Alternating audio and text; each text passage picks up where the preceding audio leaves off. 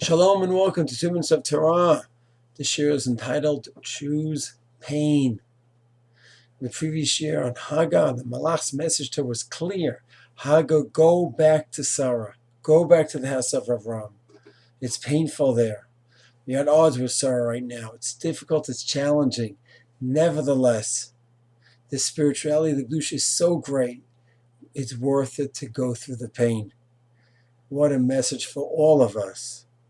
Our decision-making process often is a question of just taking the least painful path. And that should not be the criteria. The criteria should be, where can we have the greatest spirituality? It's endless questions in our life, almost on a daily basis, where we simply might naturally tend to just avoid a painful situation, even though that might be exactly where the spirituality is. Example after example. I'm zocheh to teach my wonderful students at Parshat every night. Where do they go after Parshat? So they can have some comfortable places in the States, some gorgeous college campuses throughout the States, Binghamton, Rutgers, and some of the Ivy League places. Not familiar with how each one looks, but some of them are quite grand.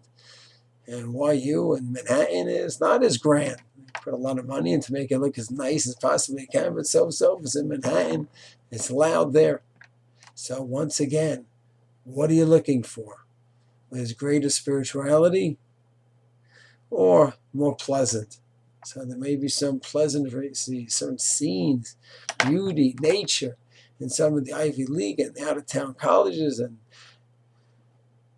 the out-of-state colleges. So maybe there's certain pleasantries that are there. And maybe, quote in YU, there's certain afflictions, so to speak. Loud music, the block parties right around the corner, the sprawling campus. For spirituality, the list of Gedolim there. Rabbis giving shiur on the highest of levels.